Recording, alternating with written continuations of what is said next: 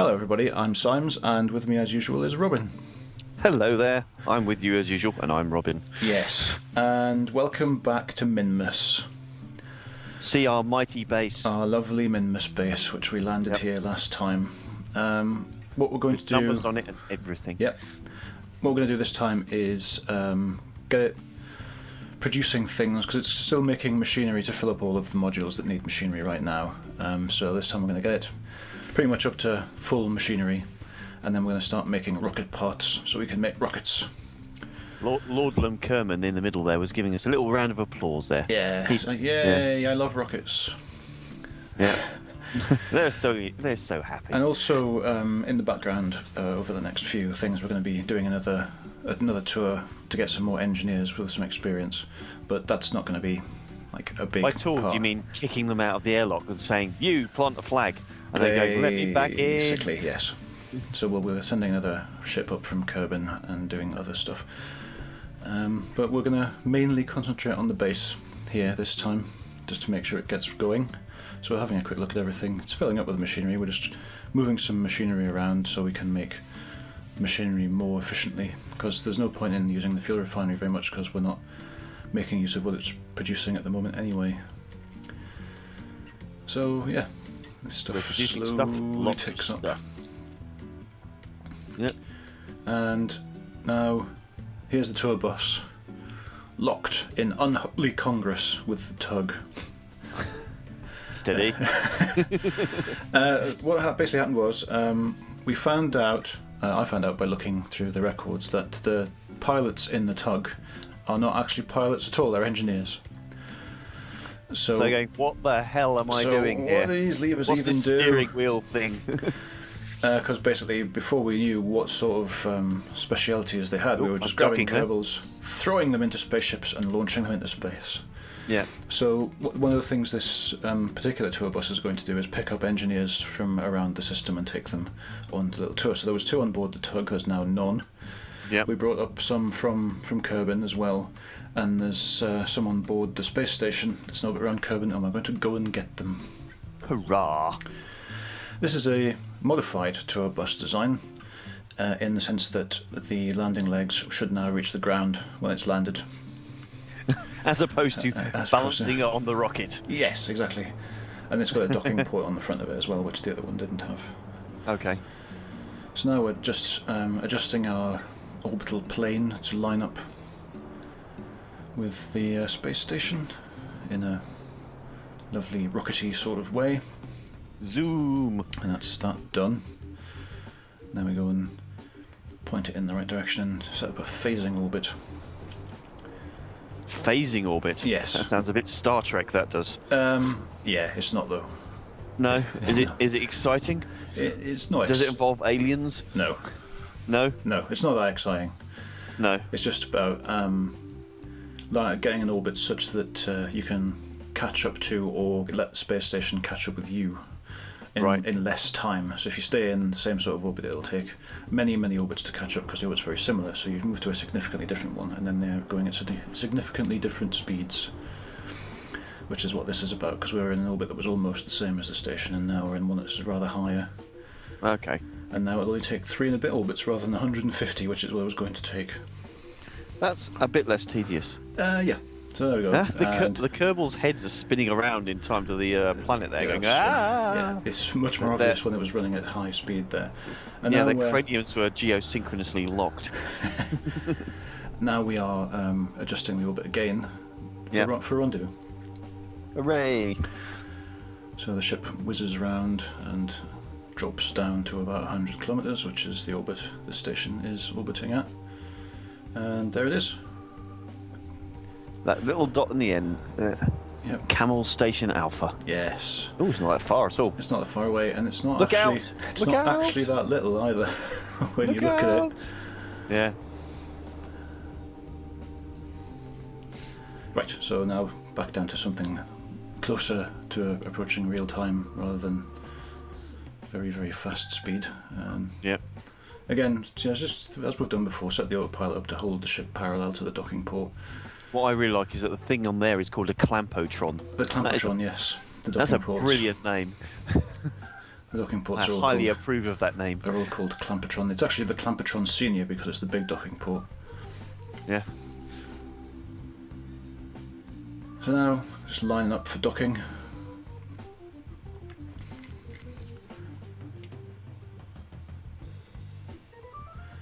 We've got a little red marker on the nav ball now, so I've removed that docking port alignment indicator thing, which was good. But That's solar panels on the bottom of that there, isn't it? oh, There's blue yes, things. big chunky blue things. That's the solar panels. Yes. Yeah.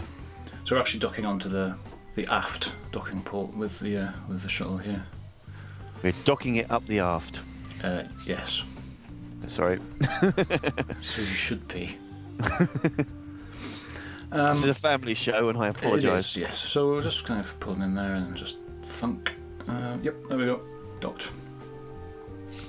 So now we need to find where the crew are that we want to move, and I did make a note of their names. So I think it's Dude Carl and Fro Van, and it's just waiting for this thing to transfer them across. And there's another one,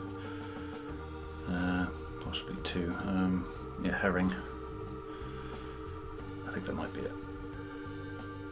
Yeah, that was it. Okay, so we've transferred them across. We're going to put some fuel into the bus now to make sure it's fully fueled for its trip.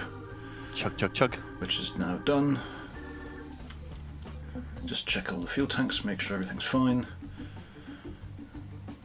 Sort out everything on the station again, and then undock. It's quite impressive, really. It's a pretty good station. I like it. Yeah, looks very nice. From fairly humble beginnings, you know. Yeah. And now we're off to Minmus. Hooray! Zoom And so we just and stuff. rotate away from the station and begin orbiting around to our departure position. And the station goes wee. Bye bye, station. Yeah. Thanks for the fuel, suckers. Later. We're out. So we're 700 metres away from it now, and then turn the engines on, and suddenly we're quite a lot further away. It's gone. It's disappearing into the distance. Bye. They can't see us waving yet. No, they're 10 kilometres away, and the ship's facing the wrong way. We'd need one of those really, really big hands. We would, and that would probably unbalance the ship, so... Yeah. I don't think there's probably not an option to do that either. No. I mean, I'm sure if there's not already a part that gives you a big wavy hand, someone could make one. Yeah. But I don't know if there is one already. So we finish our departure burn, the transfer burn to Minmus, and we'll set up for a close approach thing, so we'll actually get into Minmus's sphere of influence rather than just whizzing past it. So the Kerbals look quite distraught at so this there's prospect. your close approach burn, and now I set up an alarm in Kerbal Alarm Clock to tell it when we arrive at Minmus's sphere of influence, because this is going to take a few days yet, and we want to do something else while it's happening. So it's not for pizzas then? No. It's because it takes 8 days to get out to Minmus, and so that's rather more than the 30 minutes, or it's free. Yeah. So we've made some machinery while all of that was going on. So we're going to top off the modules in the base again, make sure everything's working as we would want. So we'll just transfer those 70 machinery into the refinery there. Piling it across? Yep. More machinery. We've mined quite a lot of stuff. We'll start using that up again soon. Yep. And yeah, we're just making sure everything's still running. Because at this point we're just, yeah, as I say, we're trying to build up so that we've got like 350 machinery in the machinery making module so that we can switch it over to making rocket parts. Okay. And we're getting there. And we'll Happy Kerbals. yeah, they're what on earth is in the air? Look at them. So, Deranged, I think, would be a closer approximation. maybe there's a I'm so happy. there's a coolant leak or something. They're all going, yes, this is brilliant. My brain is going orange. Yeah, I'm not sure what's going on there, but they're really, really enjoying their jobs at a factory, which is effectively what this is. Yeah, we send you to the moon, and then you get to work in a You get to factory. work in a factory, but it's a moon factory. Yeah, so that makes it much cooler. Moon factory, brilliant. Yeah. So anyway, I'm going to transfer some stuff around, move some stuff into the fabrication module, which is now almost done. We move things into there. Start making more machinery. Chugga chugga. We're going to get there. It just takes a little bit of time. So Need now some sort of like a Topping. noises in the background. So all the machinery's clunking around. And yeah, we don't have a Yeah. chimney stack, otherwise I would Yeah. put one on. So yeah, that's basically full now. So we're going to deploy this extra bit of parts storage that we've got on top of here. Yep. Everything's getting quite close to full, apart from the mobile repair shop, but we don't quite need that yet, so that's fine. Yeah. And once everything else is filled up, then the repair shop will fill up. Hurrah. And the machinery plant starts making rocket parts. Yay, rocket parts. Yay! So then we can, once we've got enough rocket parts, we can start making rockets, and you can see them ticking up there. So it makes them fairly quickly. Oh, yeah. So then the other thing that I do is move some crew around, because we need some crew in the command module in order to build rockets efficiently. Right. So I'm moving them around. Need someone there going, that's not a rocket. So they're going. So we've got this picture of a pointy thing. Yeah. How do we make that out of all of these bits we've got lying about? Yeah. And the other thing we're going to do, because we have no launching pad on this base. Right. So, we need a launch pad to actually launch from. We don't need a launch pad to launch from, but we need to be able to tell it where to build the rockets, so that it doesn't just build them on top of the command module. And Yeah, that might be unfortunate. extraplanetary launch pads has survey stakes, which you go and stick in the ground where you want to build stuff. So that's what we're doing right now. Okay. So it's well, I think it's a big change that's helpful for this guy, because all he's ever known is flags, and now And now he gets to gets to stick something in the ground that doesn't have a flag on it. he'll go back to Hey. his mates and like, you know what? You put a flag in the moon. No, I put a pole in the moon. Yeah. But it didn't have a flag attached to it. I know. I know. You are the new god of the moon. It's a whole paradigm shift. You can get poles without Without flags. flags on them. Why did no one tell me this? So what I'm It's doing, crazy. It'll never work.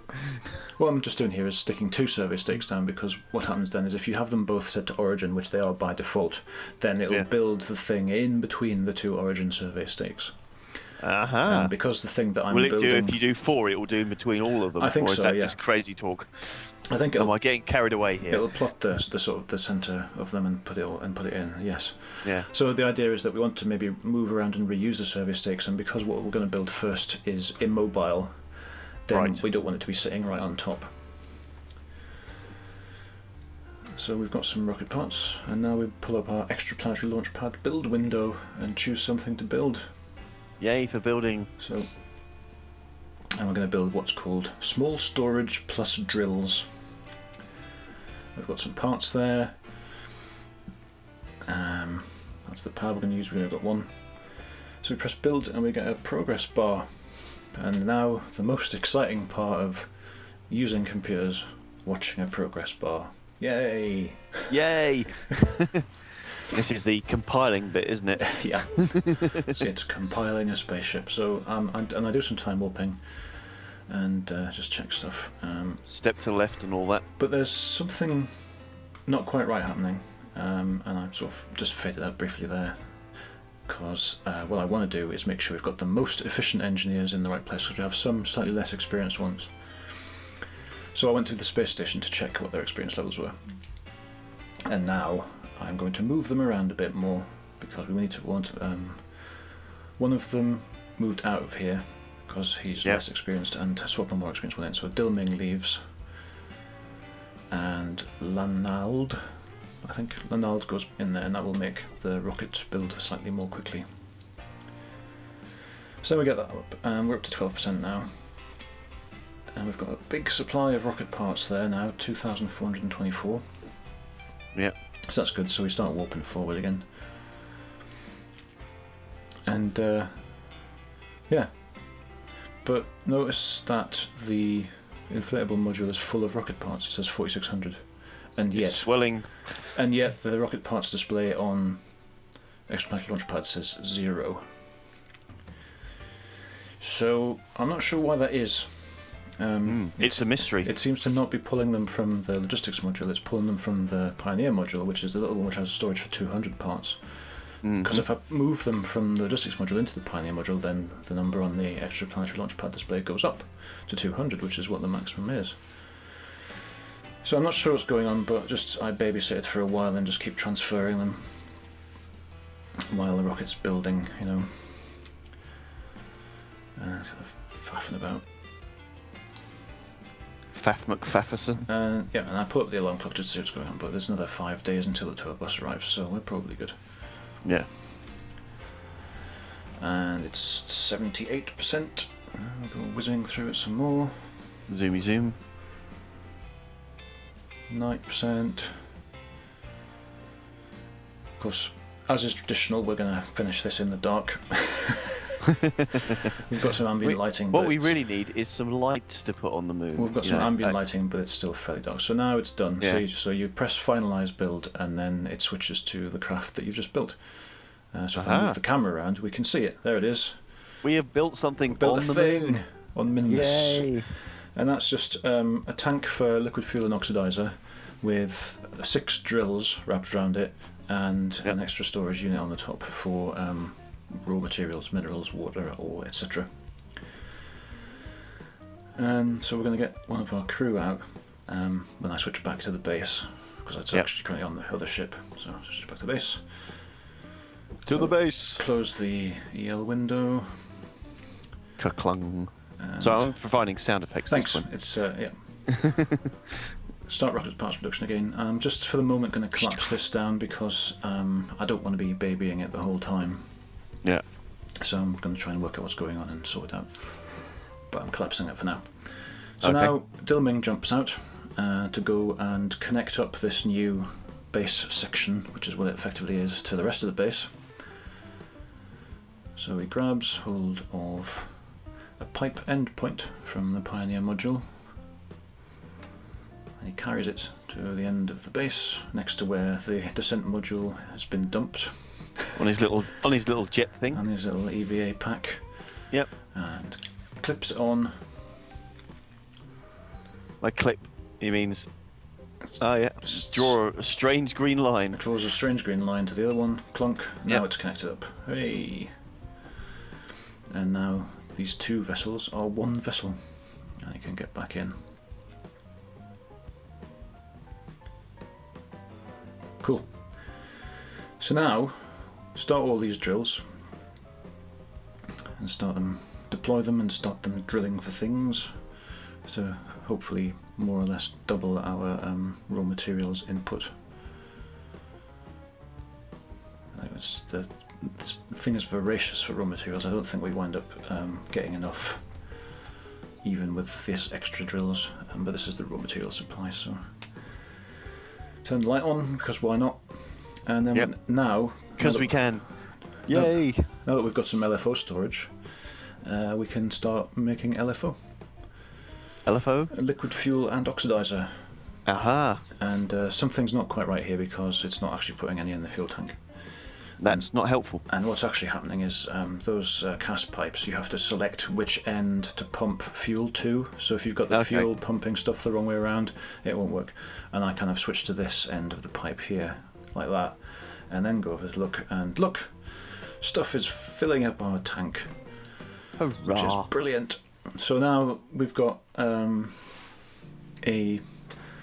first additional part of our Minmus base installation, which has been constructed by our Minmus base installation. That's kind of recursive. So that's kind of cool. And also now we have a little fuel supply here, so we can potentially land ships next to it and refuel them if we want to.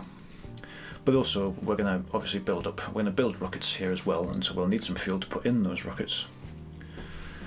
And yeah, we'll just carry on, and we'll probably add a bit more rocket part storage and maybe figure out some more drills, but that's more or less what we did this time.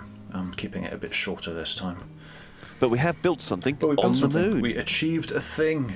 Yes, Something was built by us Yep. on Minmus. On the moon. And it actually worked. So, And yay. everything. Nothing exploded. Nothing exploded. At all. So sorry about There that. was no blowing up. Sorry about that. but, And there was the epic poking of a pole without a flag as well. Yep. Double Yeah. poking. Yep. Double stabby Minmus thingness. Yeah. Yeah, so that's what we've done this time. Anything else at this stage? You have any questions, suggestions, No. queries, comments? Isn't that sort of thing people should send in on postcards? Yes. Nail stapled to a fiver. Yes. Well, yeah, certainly they don't have to send in their comments stapled to a fiver, but it's the stapled to a fiver part that's important. So if they could just send like just nothing at all stapled to a fiver, that would be great. Yeah. Yeah, so that's our Minmus base. We're going to continue to extend it. What I thought we might do is we don't want to have too many animated drills running on the same place because it'll slow the frame rate down. But we've got this proxy logistics thing going, so we can set up another like drill installation quite a long way away, a couple of kilometers away, or we can set up another proxy installation a couple of kilometers away, and another set of drills a couple of kilometers away from that, which is outside of the range where it'll affect the frame rate. Right. And what that means is we need to build some more stuff, but possibly, because we haven't done it really yet, we could build them in rover form. You mean with wheels? Yes!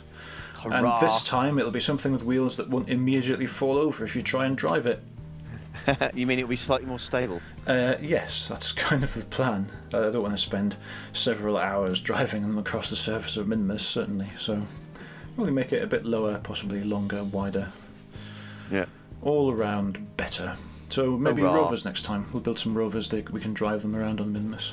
Maybe we'll Excellent. build a rover with seats on so that the Kerbals can get out and have a bit of a drive when they're tired of being in the factory. They'll just get out and start racing them, you know it. Yes. see if they can pull off some sick jumps. Yeah. So, that's what will happen next time. Excellent. Rovers and possibly sick jumps. Hurrah. And you're not going to want to miss that. No. So, Popping wheelies on the moon and stuff.